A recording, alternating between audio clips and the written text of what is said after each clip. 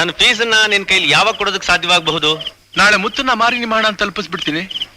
ನಿನ್ನ ಹತ್ರ ಮಾರುವಂತ ಮುತ್ತುಗಳಿದ್ಯಾ? ಅದನ್ನ ಮಾರಿದ್ರೆ ನನ್ನ ಫೀಸ್ಗಾಗುವಷ್ಟು ಹಣ ಸಿಗುತ್ತಾ? ಅಯ್ಯ, ದೊಡ್ಡ ಮುತ್ತಂತೆ ಸಾರ್. ಪ್ರಪಂಚದಲ್ಲಿ ಯಾರು ನೋಡದೆ ಇರುವಂತ ಮುತ್ತು ನಮ್ಮ ಐತು ಕಡೆ ಇದೆ ಅಂತ ಇಡೀ ಊರೂರ್ಗೆ ಗೊತ್ತು ಸಾರ್.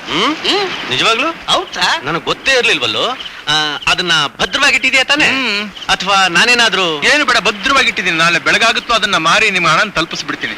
ನನ್ನ ಹಣದ ಬಗ್ಗೆ ಯಾಕೆ ಚಿಂತೆ ಮಾಡ್ತೀಯಾ? ನನ್ನ ಉದ್ದೇಶ ಇಷ್ಟೇ, ಅದನ್ನ ಬೇರೆ ಯಾರಾದ್ರೂ ಕದ್ರೆ ಅನ್ಯಾಯವಾಗಿ ನಿನಗ್ ಮೋಸ ಆಗುತ್ತಲ್ಲ ಅಂತ. ನಮ್ಮಲ್ಲಿ ಕಳ್ತನ ಮಾಡೋರು ಯಾರು ಇಲ್ಲ ಡಾಕ್ಟರೆ. ನೀನೊಂದು ಪೆದ್ದು. ಈಗಿನ ಕಾಲದಲ್ಲಿ ಯಾರನ್ನೂ ನಂಬಾರ್ದು. ಒಂದ್ ಕೆಲಸ ಮಾಡು, ನಿನ್ಗೋಸ್ಕರ ಬೇಕಾದ್ರೆ ಅದನ್ನ ನಮ್ಮನೆ ತಿಜೋರಿಲಿ ಭದ್ರವಾಗಿ ಬೀಗ ಹಾಕಿಟ್ಟಿರ್ತೀನಿ. ಏನು ಬೇಡ ಡಾಕ್ಟರೆ, ನಾವು ಬಡವರು ನಿಜ, ಆದ್ರೆ ಕಳ್ತನ ಮಾಡಿ ಬದುಕುವಂತವ್ರು ನಮ್ಮಲ್ಲಿ ಯಾರು ಇಲ್ಲ. ನೋಡಿ, ನೀವೇನು ಯೋಚನೆ ಮಾಡಬೇಡಿ. ನಾಳೆ ಬೆಳಗಾಗುತ್ತೋ ಆ ಮುತ್ತನ್ನ ಮಾರಿ ನಿಮ್ಗೆ ಕೊಡ್ಬೇಕಾದ ಹಣನ ತಲುಪಿಸ್ಬಿಡ್ತೀನಿ. ನಿನ್ನಿಷ್ಟ. ನಾನೇನೋ ನಿನ್ ಒಳ್ಳೇದಕ್ಕೆ ಹೇಳ್ದೆ. ನಡಿ.